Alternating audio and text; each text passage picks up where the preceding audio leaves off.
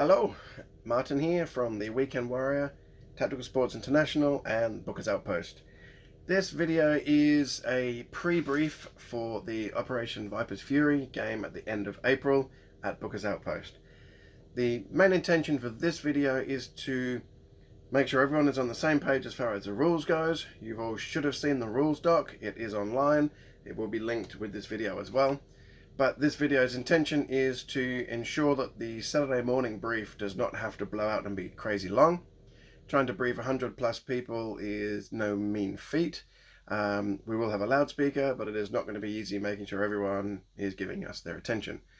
So if everyone can try and watch this once or twice, make sure we're up to speed. That means Saturday morning's brief should be just really quick, really to the point, basic on the game data information.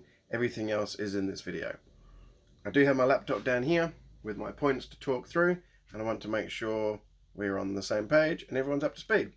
Very firstly, thank you so much for purchasing your ticket and getting all geared up and excited to come to Operation Viper's Fury. I, for one, am pretty damn excited. I know that all our crew are super excited and can't wait for it to happen. There's been a lot of prep behind the scenes, so much more than I ever anticipated, and kind of crazy amount of time spent in doing it, but we want to do it correct. Alright, so arriving at Buccas. You can get there Friday or Saturday morning, not a problem. Check-in and signing waivers will be done there at the time. Please do a next of kin document online prior. That is linked on the Buccas Outpost page and in the emails and on Discord. Very important we have those details. It's next of kin contacts and of course any medical details that you have that we need to know about. The waiver will be handwritten and signed on the day. It's not on online, it is paperwork. Everyone must sign it on the morning and you will get a wristband. That is of course all about insurance. Now a huge shout out and thank you to Nuketown Gold Coast for extending their insurance to cover us at Buccas Outpost. To have an insurance policy by Lloyd's of London, which is an international policy for paintball, airsoft and all skirmish sports. They're the only one in Australia for gelball, and they've extended it for us at Buccas Outpost. So amazing thanks to Nuketown, and it will be Nuketown wristbands as a result of that. Check-in can be Friday evening. I believe I posted from 5 PM till 8 PM. That's get your waivers done. That's get your blasters chronoed. Can also be done in the morning up until 8 AM. Now briefing is 8 AM on Saturday morning. We need everyone ready to go for 8 AM. We're on the field by 8:30 and we're kicking off by 9. So late stragglers will have to wait to join the game. So on that note, if anyone is late arriving, it does happen, things happen, but you can't just walk into the field. Okay, you'll have to wait for someone to come back and check you in, brief you. We will have admin at the safe zone at all times because that is where game control is based, but obviously we need to do the admin and the paperwork at that point. Now all blasters must be chronographed, maximum 350 FPS for your average. If you have a random gel go 355 or 360, it is what it is. It is gels. They are not consistent enough to be that stringent. But if your average is 370 over quite a burst of auto and semi, then it is a bit high. Now, chronographing pistols, gas pistols, spring pistols do not have to be chronographed. HPA pistols or CO2 revolvers do need to be chronographed because they can quite easily be well over 350 FPS. Now, HPA blasters, we will also want to have a quick look at your tank to make sure it's in date and your line. Your last thing you want is a damaged or a silly looking frayed line or plastic tube, not just for your safety, but also for your fun on the field. If your blaster's not going to last you through the day, it's going to suck for you. Safety on the field is the single most important factor of anything to do with gelballing. Safety glasses, preferably they have to be within the ASNZ or whatever it is, the safety glasses rating, but as long as they are full coverage, good coverage on the side, top and bottom, no open side sunnies please. If you have prescription glasses, then you have to have the side wings on the top and bottoms to make sure your eyes are covered. I highly recommend not wearing a full face mask. You will cook throughout the day. Just good safety glasses, and generally at Buccas I wear just clear glasses during the day. There is that much tree cover. that it's not full sun, and I do have quite light sensitive eyes, but I'm fine at Nuketown with just clear safety glasses. Especially for the evening session, you don't want to be wearing tinted safety glasses. On the field, we have, of course, the safe zone. It is a glasses free zone. So we do have a no shooting of your blaster in the safe zone, bar, of course, on the chrono range, which you must be wearing your safety glasses on the chrono range. And then 20 meters into the bush from our safe zone is a soft perimeter. So you can play in that space, but please do not shoot your blaster into the safe zone. You can shoot away from the safe zone and shooting at other people, I guess, in the soft perimeter, but do not shoot into the safe zone. There will be support crew and maybe even people not playing in the safe zone that do not have to be wearing glasses.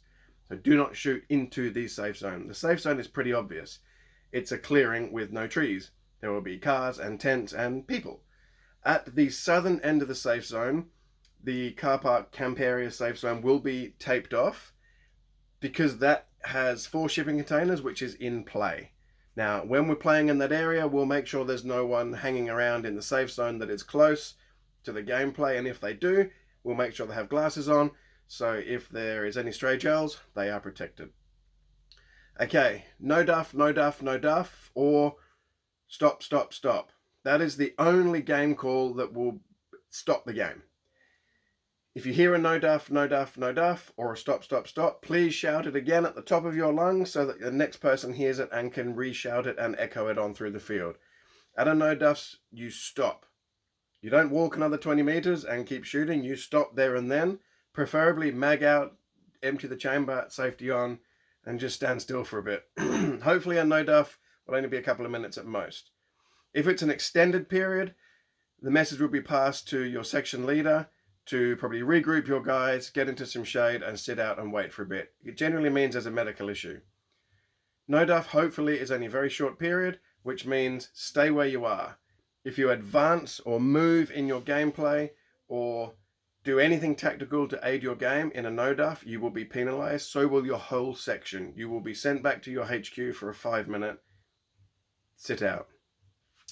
As I said before, the only game stoppage is no duff, no duff, no duff, or stop, stop, stop. If you hear the call ceasefire, that is not game control calling a ceasefire. That is in-game. That might be your faction leader. That might be your section commander or anyone just within the game calling a ceasefire as a tactical move or as part of the game. It is not a game over control. Cup of tea. One thing at Buccas that will not be tolerated is physical or verbal abuse. If anyone is caught talking bad to each other, being rude, over a swearing, physical abuse in any way, you will be immediately asked to head to the safe zone. Maybe it just be a chillax, a sit out, take a breather and come back into the game, or you'll be asked to leave the property completely and you won't be welcome back. As we said before, the safe zone has the 20-meter perimeter. That is purely for the safety of everyone in it. The main area of the safe zone, which will be the admin area, is a big shed, roof only with no walls. It will be towards it is the northern end of the safe zone, which is why we have the 20-meter safe zone, soft zone into the playing field. This 20-meter perimeter. There will be admin staff in that shed. Don't have to be wearing glasses. If you see that shed, you know you're 20 meters within. Do not shoot towards it. We are providing toilets for this event. There will be Portaloo toilets at the safe zone only. We will not be moving them onto the field. There will be, of course, toilet stuff all provided and cleaning gear. Please do your best to keep the toilets clean. If someone makes a god-awful mess in there, you will not be welcome to use them. The toilets will be cleaned. We will have to deal with them. We are hiring them. So please use them respectfully. There will be water provided for cleaning and sprays for cleaning the toilets. If you need to do a number 1 when you're out in the bush, go for it. Find a tree, just don't point at anyone so no one has to see what you're doing. If you got caught out on the field and you have to do a number 2, a bush poo, I'd rather you didn't. I'd rather you get to the safe zone and use the toilets provided. just because if 100 plus people start doing bush booths throughout the day, there's going to be landmines everywhere, and we don't want that. So where you possibly can, use the toilets provided. Okay, so we spoke about the 350 FPS limit for the gels. Now, as far as the actual gel itself, they must be super absorbent hydrolyzed polymer gels. If anything else is used to shoot out of your gel blast other than gels, i.e. BBs or silicone or anything else, you will be immediately banned and you will be reported to the police, because that is a felony. You have turned your gel blaster into a firearm.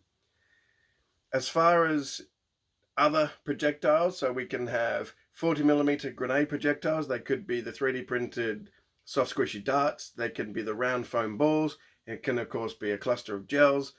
We also will have mortars and rockets being shot by players. 100% welcome, but all the projectiles must be assessed and checked at the chronograph by the staff on the chronograph.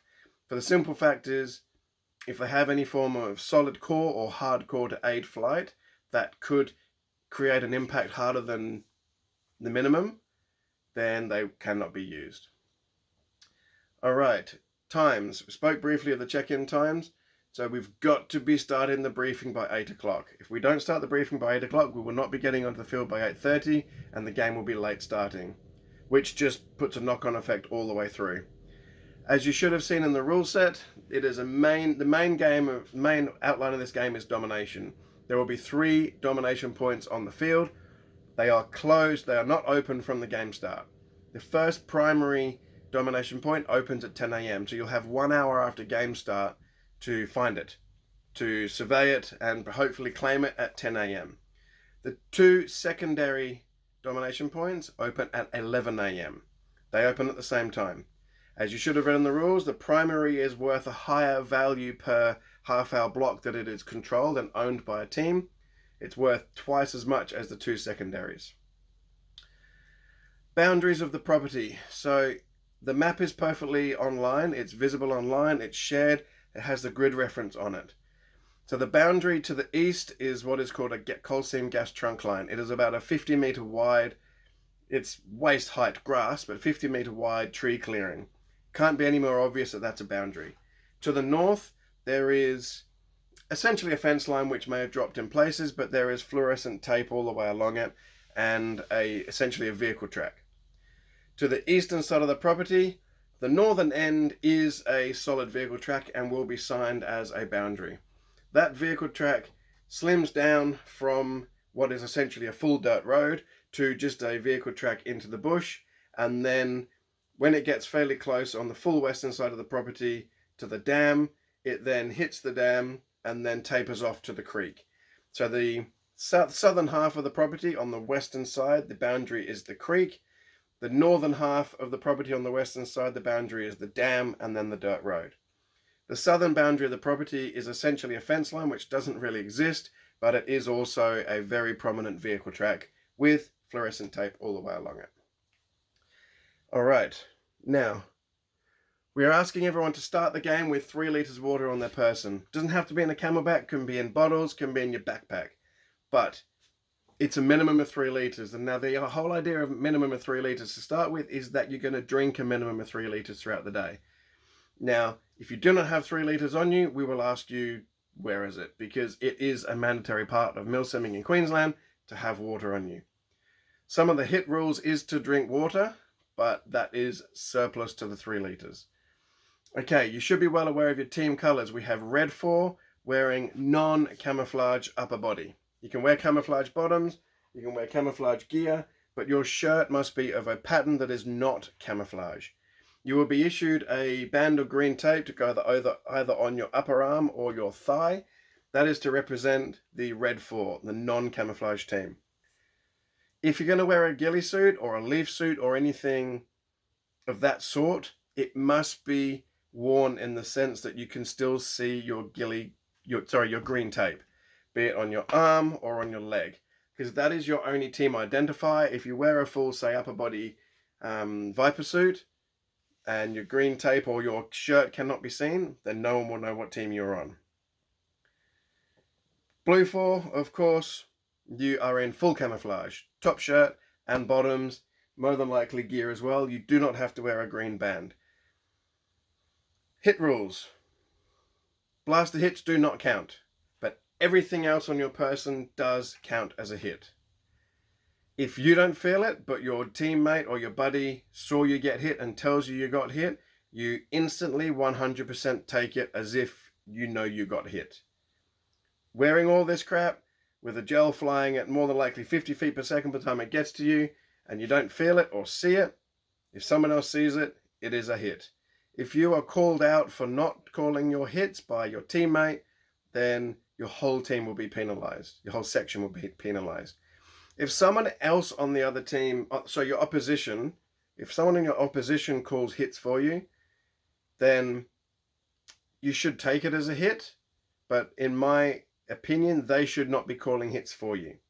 You should not be calling out your enemy's hits. As simple as that. You cannot see your own gels flying at 30 meters through the bush and hitting someone. Okay, the hit rules. As we said, blaster hits count. Anywhere on your body, on your person, with your gear, bar your blaster, is a hit.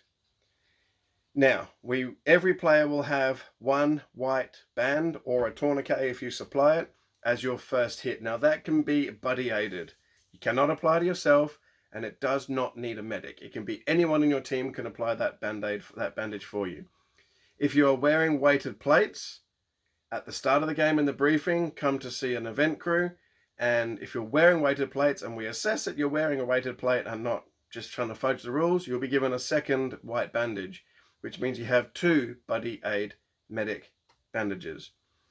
Now, everyone will then get 1 medic aid. The medic will be carrying the bands. So if you're already wearing your tourniquet or your 1 or 2 white bandages, if you're wearing plates or not, and then you get hit again, you will need to be mediced by your medic. Your medic will be wearing a blue band. We'll speak about medics in a minute. Now, when you get mediced by a medic, you will also be given a bottle of water to drink, and you must drink it before you can get back in the game. Now, when you're hit, you can be moved into safety to be buddy aided or medicked. You cannot get up and run there yourself. It must, and you do not have to be dragged, but it must be a scenario where you grab your buddy or you get dragged and you move to safety. Not run. You do not have to be dragged. Has to represent that it's a little bit of a struggle to get there and might take a few seconds to do it. Okay, so once aided, once medic, and you drink your water, you can get back in the game. If you're wearing an orange armband, you can of course remove your white ones if you want to. Now, if you get hit once you're wearing your orange armband, which is your medic armband, your next hit is respawn. 5-minute bleed out, and then head to respawn. Now, we have the 4 hotbox respawns around the field, and they are shared by both teams. When you get to your hotbox respawn, you must then drink another bottle of water and stay there for 5 minutes. Now, it will be dictated by your section leader, I would imagine, that if more than 3 or 4 of your section are hit and all dead, and going to respawn, you must show your red rag. Sorry, I didn't mention that. Once you are hit and going to respawn, you must show your red dead rag. If you do not have them, we can supply your dead rag in the morning on the Saturday.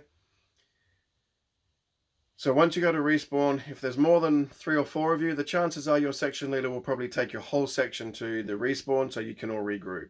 We don't really want individuals walking throughout the field on their own, because if you do not have comms, you might never find your team again. Okay. I was about to say something just then and I can't remember what it was. Of course, dead men don't talk. At any time you're hit and, dead and going to respawn, do not talk on your radio or of any tactical information to give team players that are alive. You can, of course, talk to other teammates that are dead and headed to respawn as well, because they are out of the game by that point.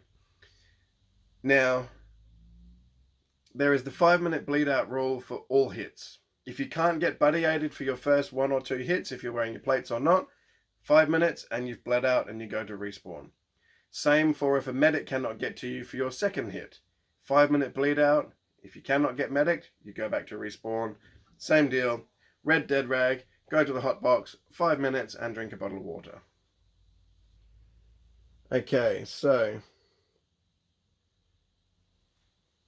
medic rules, we'll speak on that now. So all sections will or have nominated a medic. That medic can change throughout the day with the approval of your faction commander, because your faction commander is essentially the connection, your connection to admin. Now admin want to know who your medic is. Now to do that, just get approval, swap the armband, swap the bag or whatever you're using to carry the water bottles and the bandages. Now you cannot swap medic in a tactical sense, as a strategic sense. Purely if the player that is playing the medic cannot fulfill a role, then you can change medics. Now, the medic is to be carrying six bottles of water at the start of the game, and you can only carry a maximum of 6 bottles of water at any one time. So in theory, it's only a maximum of 6 orange armbands as well, but the armbands is not overly important because you can only medic 6 times from the water you're carrying. Now, the medic can replenish your water from your HQ. There will be water there. And from the hotbox respawns. Now, we did not have that in the written rules, but we have definitely allowed it. The medic can refill your water bottles from the hotbox respawns. So you're carrying maximum 6 at any one time, and then you can obviously replenish. So this is part of the ruling, or not ruling, but the consensus that I said before, that if there is probably more than 4 or 5 or maybe 6, of your section dead at any one time, you will all have to go back to respawn because the medic can't then medic anyone else. It'd be a tactical maneuver. Take 10 minutes out of your time to go and respawn. There's the 4 locations. You're only within 10-15 minutes of anyone at the most at any one time. All right, so hit rulings for grenades and 40mm projectiles, balls or the smaller darts. It is a 2.5 meter radius. So generally, if you hold your blaster out in front of you, your arm span is probably 1 meter. Hold your blaster out in front of you from tip to butt, and that is pretty much going to be your 2.5 meter radius. Now, the explosion range from that is where the grenade or the 40mm exploded or hit the floor. Okay? Of course, the soft projectile doesn't explode, but if it hits the deck, that is where it will have exploded. Not where it bounced to, or where it landed or ended. It's where it first hit the floor, or first hit a tree, or whatever. A 2.5 meter radius. Now, you're dead. There's no medicing from a grenade hit kill or a 40mm kill. You are dead. The only caveat to that is the 2.5 meter radius doesn't apply if someone gets hit direct to the body by the grenade or the 40mm. That person is the only person dead. Everyone else is fine. There is no 2.5 meter radius at that point. Okay, mortars and rockets, generally going to be a bigger projectile, probably something like a Nerf throwy dart thing. You have a 5 meter radius. So that's, of course, double your 2.5 meter with your arm span and your blaster. Again, immediate dead rag on, respawn. Okay, when you go to respawn and drink your 600ml water bottle, there will be bin bags there. Of course, please keep it as tight as you can. And take your orange armband off and leave it there in the box provided. And at that point, of course, take off your white bands as well and keep them on your person. Okay, the 5-minute hotbox respawn is an honesty system. Okay, you can cheat it if you like, but no one will be very appreciative of it. It is an honesty system. Check your watch. Give a rough timer when you get in. Even if you sit there a little bit longer, have a breather. If it's 4.5 minutes and you're out, it is what it is. But while you're there, you must drink 600ml.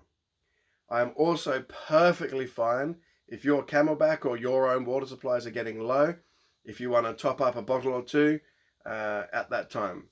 The most important thing for me, as we said at the start, is safety. A part of safety is you guys drinking and not falling for heat and dehydration.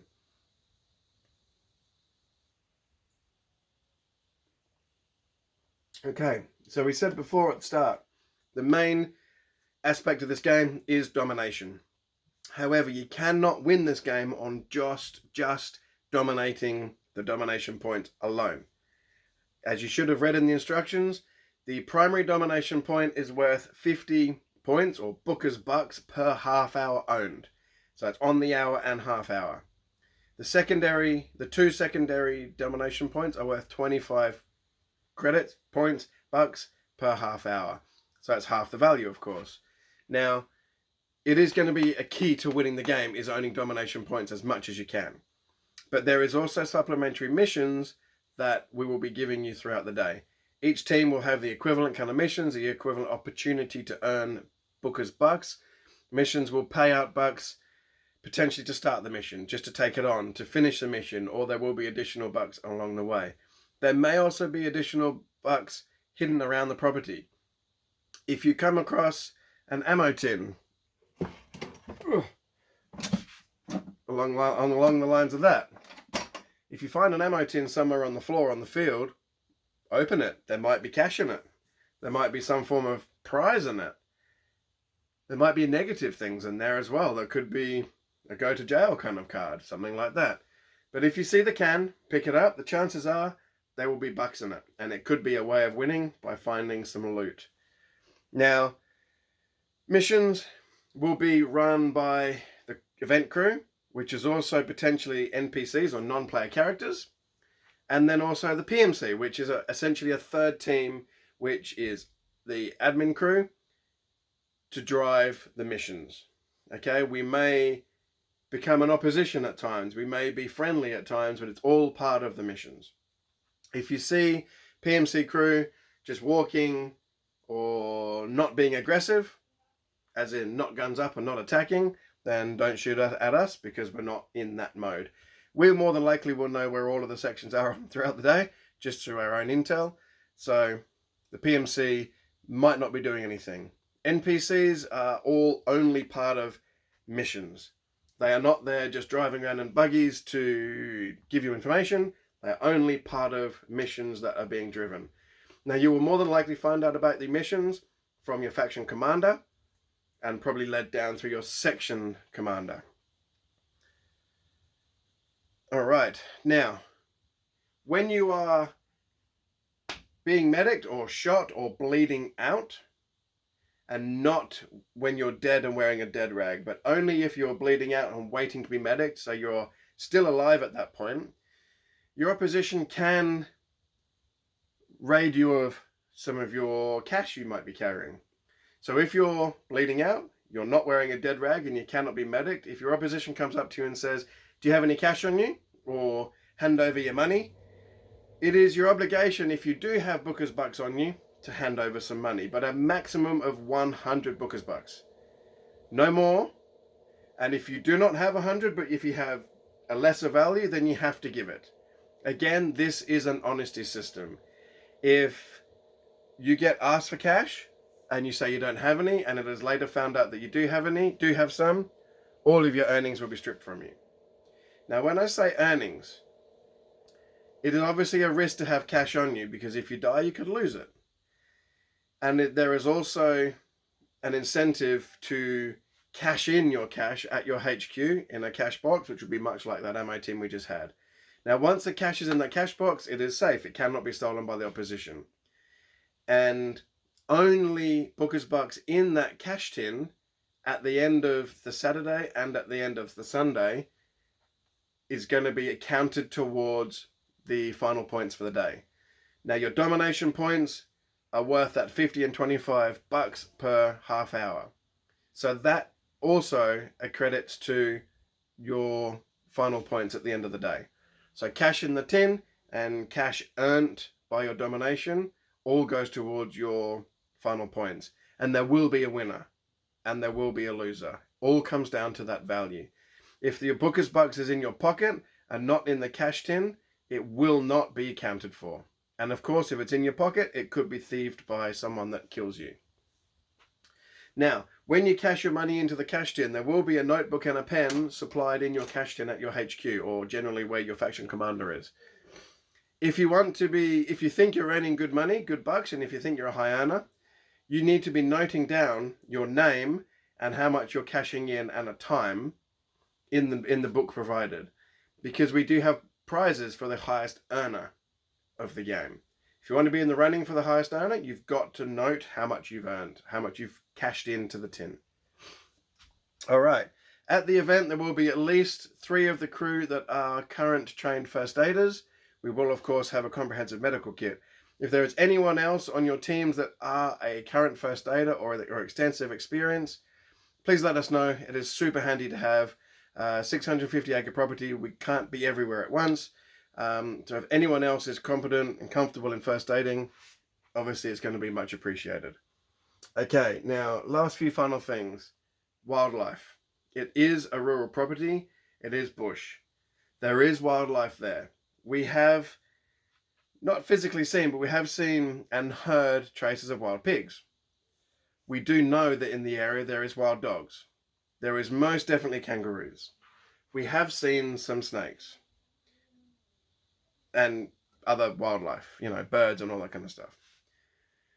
Do not under any circumstances shoot the wildlife with your gel blaster, particularly pigs and dogs, because if you make them angry, they might come at you. And the last thing you want is trying to protect yourself with a gel blaster.